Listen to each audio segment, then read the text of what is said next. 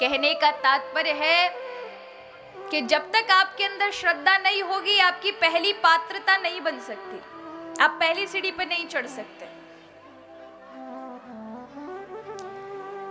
अब जैसे कथा मैंने सुना कि यहाँ अपने इस गांव में पहली बार ये भागवत कथा हुई है, और वो भी इतने विशाल रूप में तो पहली बार ही हुई है, ऐसा मुझे बताया।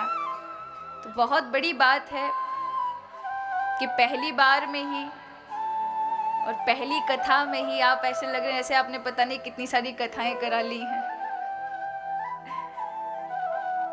तो उसकी श्रद्धा बहुत आवश्यकता है। कथा के प्रति अभी जानते नहीं है महिमा, लेकिन उसकी श्रद्धा आपके अंदर जागी, यानी आप पहली सीढ़ी चढ़ चुके हैं और वो 2 सीढ़ी जो आने वाली हैं उन पे आप चढ़ जाएंगे, क्योंकि पहली सीढ़ी पर व्यक्ति पैर रखेगा तभी आगे वाले की तैयारी है। तो कथा के लिए श्रद्धा जागी तभी आप कथा श्रवण के लिए आ गए। अब कथा से दूसरी श्रद्धा है, दूसरी सीढ़ी है विश्वास।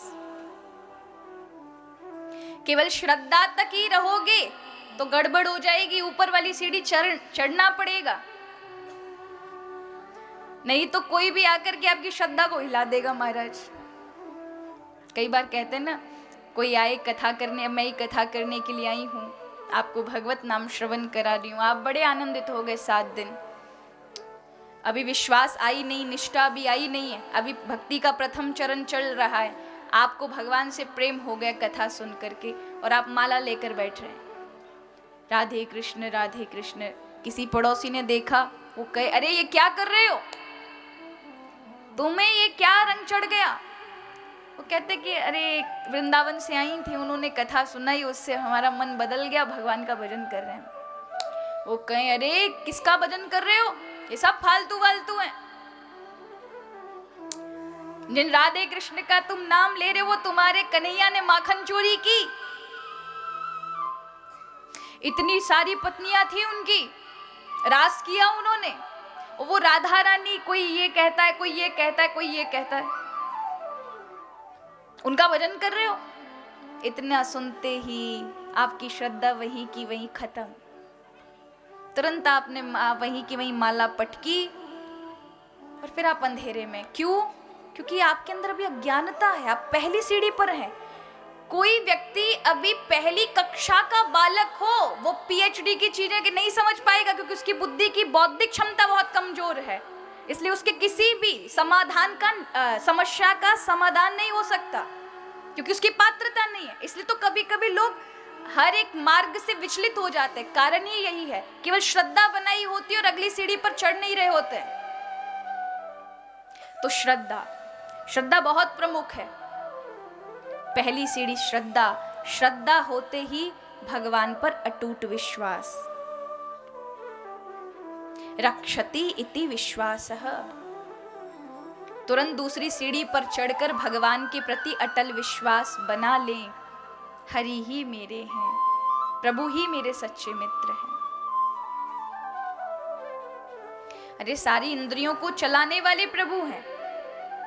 अभी ध्रुव जी आगे प्रार्थना करेंगे और कहेंगे, यो अंतः प्रवेशमं वाचमिमां प्रसुप्ताम। हे भगवान, आपने मेरी वाणी को, सोई हुई वाणी को जगा दिया। पहले मैं सोच रहा था मैं बालक हूँ, भगवान आए क्या बोलूं, लेकिन आपने अपना शंख मेरे गले से लगा करके मेरे अंदर इतनी भावना, इतने उद्गार भर दिए हैं कि मेरे पास ढेरों सारी प्रार्थना, मैं समझ नहीं पा रहा मैं आपके सामने कौन सी वाली प्रार्थना करूं। और केवल यही नहीं, मेरी वाणी को ही नहीं जगाया, हस्त चरण श्रवणत्व गादीन, हाथ पैर, ये सारी इंद्रियां आपके प्रकाश से चल रही है, भगवान के प्रकाश ही से तो चल रही है। अब दिखने में सारी इंद्रियां सामने दिख रही हो, लेकिन भगवान उनका प्रकाश छीन लें, शक्ति छीन ले, तो आपकी इंद्रिय धरी की धरी रह जाएंगी। आंखें सामने दिख रही हैं, 2 बड़ी बड़ी चमक रही हैं, लेकिन भगवान ने वो देखने की शक्ति खींच ली, तो देख पाएंगे? नहीं देख पाएंगे, आपकी रोशनी खत्म हो गई। कान दिखाई दे रहे हैं, लेकिन कानों में सुनने की शक्ति जो मिल रही है ना, वो अगर प्रभु खींच लें तो कान होंगे लेकिन आप सुन नहीं पाएंगे। ये इंद्रियां दिख रही होंगी क्योंकि वह प्रकाश दे रहे हैं, उसकी वजह से ये सब चल रही हैं। पैर दिख रहे हैं लेकिन ठाकुर जी शक्ति खींच लें तो फिर पैरालाइसिस हो जाएगा, लकवा हो जाएगा, फिर ये काम नहीं करेंगे। फिर लोग बड़े बड़े ट्रीटमेंट करेंगे लेकिन फिर भी काम नहीं करेंगे। क्यों? भगवान ने उन इंद्रियों की शक्तियों को खींच लिया, जिसके द्वारा ये सारी शक्तियां मिल रही है, वह परमात्मा। बड़ा अभिमान होता है, हम चला रहे हैं सब कुछ, लेकिन सब उसकी कृपा से चल रहा है। ऐसे समझे ये लाइट है, ये रोशनी दे रही है। ये कहे, ये गर्व करे, अभिमान करे, अरे भैया मैं कितना प्रकाश कर रही हूँ, पूरा पंडाल को मैंने प्रकाशमान कर दिया। पंखा कहे मैं कितना हवा दे रहा हूँ, कूलर कहे वाह मैं एकदम ठंडी ठंडी हवा देता हूँ। ये माइक्रोफोन जो लगे ये अभिमान करे, अरे देखो मेरी आवाज़ कितनी अच्छी है, वहाँ तक वक्ता की आवाज़ ले लेके जा रहा हूँ, सबको सुनाई दे रही है। ऐसा कोई कहे, एकदम से लाइट चली जाए फिर क्या होगा? ये कुछ कर पाएंगे? ये बिल्कुल मौन हो जाएंगे, ये लाइट भी बंद हो जाएगी, पंखे भी बंद हो जाएंगे। फिर चाहे इनमें कितनी भी अच्छी आधुनिक तकनीकें लगाई गई हों, अच्छे उपकरण फिट किए गए हों, सब बेकार है एक करंट ना मिलने के कारण, क्योंकि करंट से ही तो क्रिया जागृत थी। उसी प्रकार ये शरीर धरा का धरा रह जाता है यदि भगवान उसमें चेतनता रूपी करंट ना दें। इसलिए वो इंद्रियों को शक्ति देने वाले हैं, इस शरीर को चलाने वाले हैं। वही हमें सारी शक्तियां प्रदान कर रहे हैं, ऐसा विश्वास होना चाहिए। व्यक्ति अगर अपने विचारधारा से सोचे तो देखे महाराज समग्र संसार में प्रभु ने किस प्रकार से सारी चीजें बनाई हैं। इसलिए यह अटल विश्वास होना चाहिए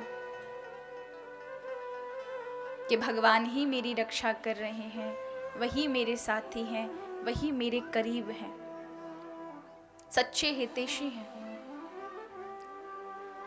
जरा विचार करके सोचें, जरा विचार पर भी सोचें कि अगर हमें भूख लगती है तो हम बड़े छटपटाते हैं। जितने हम काम कर रहे हैं ये सभी शरीर के पालन पोषण के लिए तो है।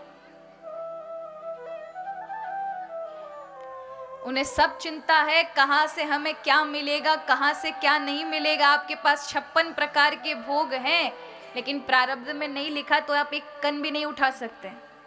कोई ऐसी आपदा आके सामने खड़ी होगी कि भोजन धरा का धरा रह जाएगा, फीके लगने लग जाएंगे। अब जरा विचार ये भी करें कि एक छोटी सी चींटी है, हम तो इतना सब कुछ सालों साल का जोड़ कर रखते हैं, पर बेचारी चींटी, पशु पक्षी ये सब नहीं जोड़ते। कहाँ जोड़ेंगे? ये भी नहीं है महाराज। कभी सुना कि भैया कुछ चींटियों ने मिलकर हड़ताल की है, भूख हड़ताल में 50 चींटियों ने आत्महत्या कर ली या मर गई खुदकुशी से? कभी सुना? नहीं सुना होगा, क्योंकि सबके विशंबर, इसलिए भगवान का नाम विशंबर है, जो पूरे विश्व का भरण पोषण करने वाला है। आप देखिए, अगर आप कमरे में बैठे हैं, कहीं भी आपको दूर दूर तक कोई चींटी नजर नहीं आ रही है, लेकिन एक मिठाई का डिब्बा खोलिएगा, हल्का सा कोई नीचे मिठाई का टुकड़ा गिर गया ना, 1 घंटे बाद जाकर देखिएगा हजारों चींटी उस पर लगी होंगी। क्या उन्हें जीपीएस सिस्टम से भगवान ने बताया था जल्दी आओ जल्दी आओ, यहाँ पेड़ा पड़ा हुआ है या मिठाई पड़ी हुई है? नहीं महाराज, प्रभु ने उन्हें प्रेरणा दी है कि तू मत भटके, ऐसे सीधे जा, टेबल पर चढ़, वहां पर एक टुकड़ा पड़ा होगा, तुझे भोजन मिल जाएगा। क्योंकि हर एक चीज में प्रभु ने, क्योंकि प्रभु ही प्रत्येक व्यक्ति का, हमें बड़ा खुद पे अभिमान होता है, लेकिन हम तो मनुष्य, हमसे निम्नतर प्राणियों का भी भरण पोषण, ऐसे ऐसे क्षेत्र हैं जहाँ मनुष्य नहीं जा सकते, जहाँ कोई ये अन्य आदि नहीं होते, तब भी वहां पर भरण पोषण प्रभु कर रहे हैं, क्योंकि वो विश्व के भरण पोषण करने वाले नियंता हैं। इसलिए हमें पूर्ण विश्वास होना चाहिए। और पहली विश्वास की नींव होगी, तभी सबसे आखिरी सीढ़ी है निष्ठा। विश्वास आपने किया, धीरे धीरे प्रभु से प्रेम करने लगे, निष्ठात्मक बुद्धि हो गई, तो क्या होगा? फिर निष्ठा आ जाएगी। क्योंकि विश्वास आते ही धीरे धीरे भगवान के प्रमाण मिलने लगते हैं, भगवान की अनुभूति होने लगती है, जैसे प्रहलाद को हुई। धीरे धीरे जीवन में ऐसे ऐसे कार्य होते हैं जो असंभव होते हैं, एक विश्वास के कारण वो होते हुए प्रभु के उससे दिखाई पड़ते हैं, साक्षात हरि की वो अनुभूति करने लगता है, तो उसका विश्वास देख देख कर एक दिन निष्ठा बन जाता है।